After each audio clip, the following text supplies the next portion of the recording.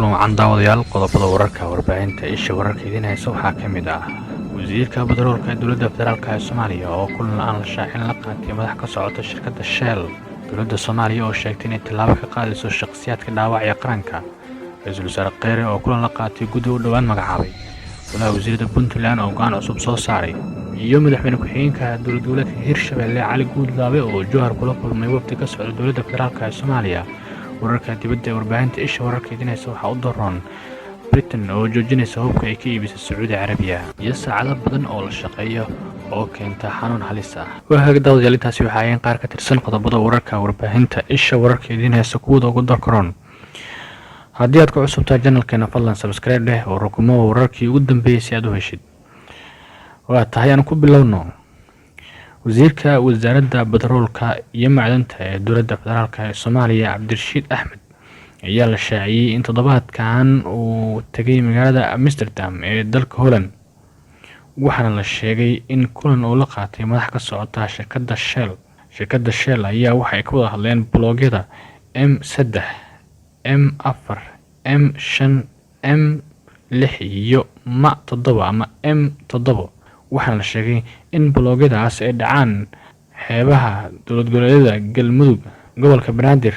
iyo Koonfur Galbeed Soomaaliya waxaa la tilmaamay arrintan ay salku ku hayso in wasaaraddu ay qiil u raadinayso dhulbadeed la siinayo Soma Oil and Gas waxaa la tilmaamayaa in wasaaraddu ay rabto inay Shell ku qanayso inay ka howlgasho dhulbadeedka ay horey u lahayd iyadoo aan fasax laga helin dowlad goboleedyada xeebahaas dhaca sida muuqata waxaa la tilmaamay in ay arrintan ka go'an tahay ra'iisul wasaare Xasan Cali Kheyre in shirkadda Soma Oil and Gas 12 blog ay hesho iyadoo oo aan ka qayb qaadan xaraashka wax lacagna aan ka bixin wafdiga wasiirka ayaa waxaa ku jira sida shabakadda isha wararka xog ay sheegayaan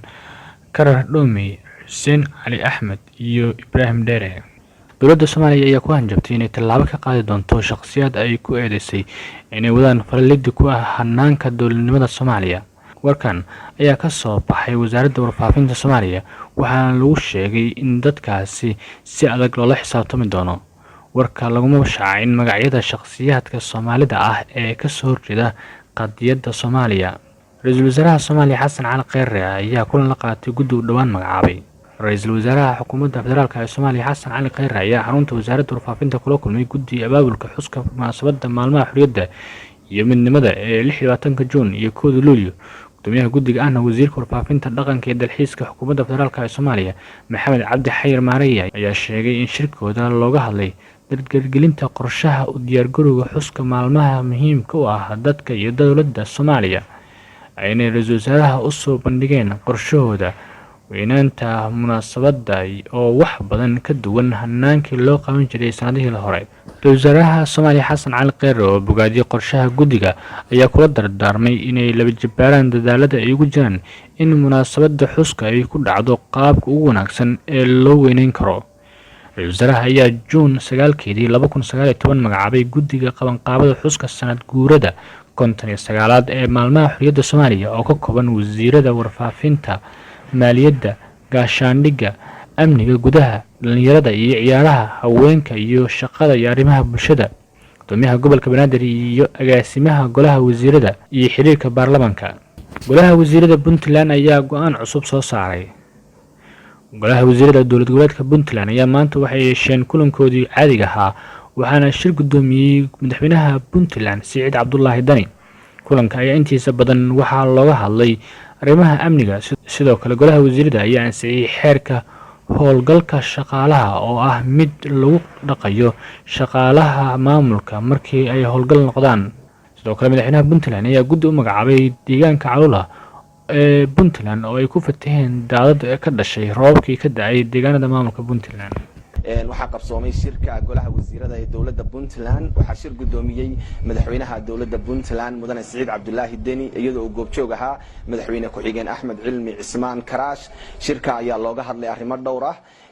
amniga ayaa laga hadlay oo wasaaradda amniga iyo DDR-ta ayaa ka warbixisay xaaladda guud ee amni ee Puntland oo ay wasaaraddu sheegtay in aad u wanaagsan tahay loona baahan yahay in la sii dardargeliyo golaha wasiiradu waxa ay ansixiyeen xeerka howlgabka shaqaalaha dawladda oo ah xeer lagu dhaqayo shaqaalaha dawladda markay howlgab noqdaan oo ay xuquuq ku helayaan. xeerkaasi ayaa waxaa golaha u soo gudbiyey wasaaradda shaqada shaqaalaha iyo dhalinyarada ee dawladda Puntland. xaaladda degmada Calula ee gobolka Gardafu ayaa laga hadlay oo baddu ay ku soo fatahday. madaxweynaha dawladda Puntland mudane Siciid Cabdullaahi Deni ayaa guddi wasiiraa u saaray xaaladda degmada Calula. guddidaasi oo ay shaqadoodu noqonayso inay soo qiimeeyna ku soo sameeyaan xaaladda degmada iyo sida wax looga qaban karo arrintaasi. wadooyinka go'ay ayaa laga hadlay oo wasaaradda howlaha guud ayaa ka hadashay. waxay ka warbixisay jawaabtii laga bixiyey iyo waxyaabihii laga qabtay wadooyinka ee waxyeeladu gaartay. waxaana ay wasaaraddu sidoo kale ay golaha u soo gudbisay qorshayaasha lagu dayactirayo ama si dhammaystiran wax looga qabanayo xaaladda wadooyinka Puntland. ugu dambeynna madaxweynaha dawladda Puntland mudane Siciid Cabdullaahi Deni, madaxweyne ku-xigeen Axmed Cilmi Cismaan Karaash iyo dhammaan golaha wasiirada ee dawladda Puntland waxay si wada jira ummadda Soomaaliyeed uga tacsiyeynayaan geerida Allah u naxariistay abwaan Soomaaliyeed Maxamuud Cabdullaahi Singub. waxaana goluhu uu sheegay in ninkaasi uu ahaa abwaan Soomaaliyeed oo taariikh ku leh guud ahaanba Soomaalida oo dhan, aadna uga hadlay xaaladaha dalkeena iyo marxaladihii kala duwanaa oo soo maray. ahna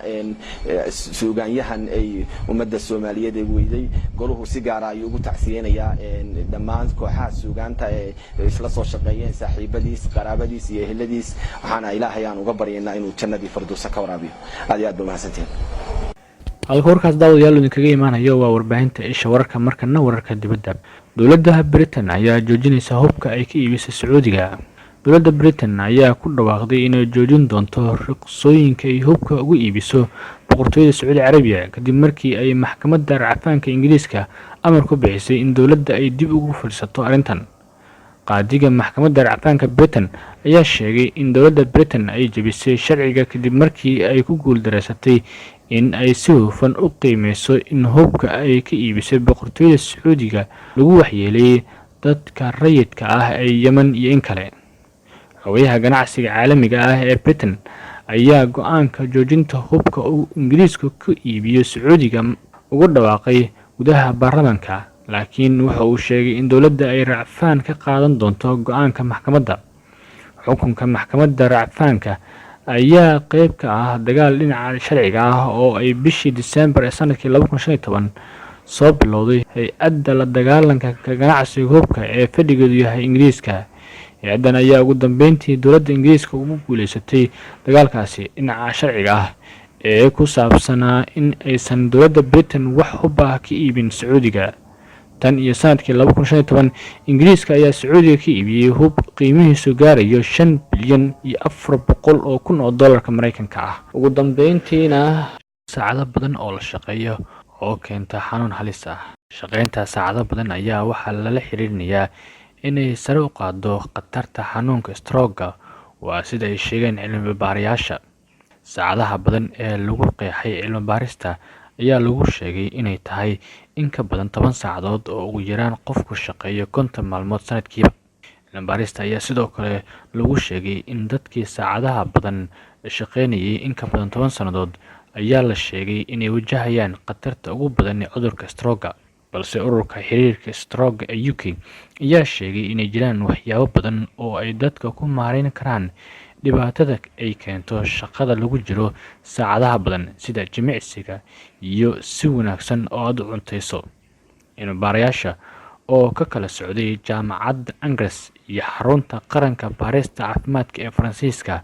ayaa cilmi-baarista ku saleeyay da'da iyo shaqeynta saacadaha badan, iyagoo wareysiyo iyo taxliilin ku sameeyay ilaa 143,000 oo shaqaale ah. rubac ka mid ah dadkaas oo saacado badan shaqeynayay 10 sano iyo in ka badan ayaa waxaa cudurka stroke laga helay 1224 qof.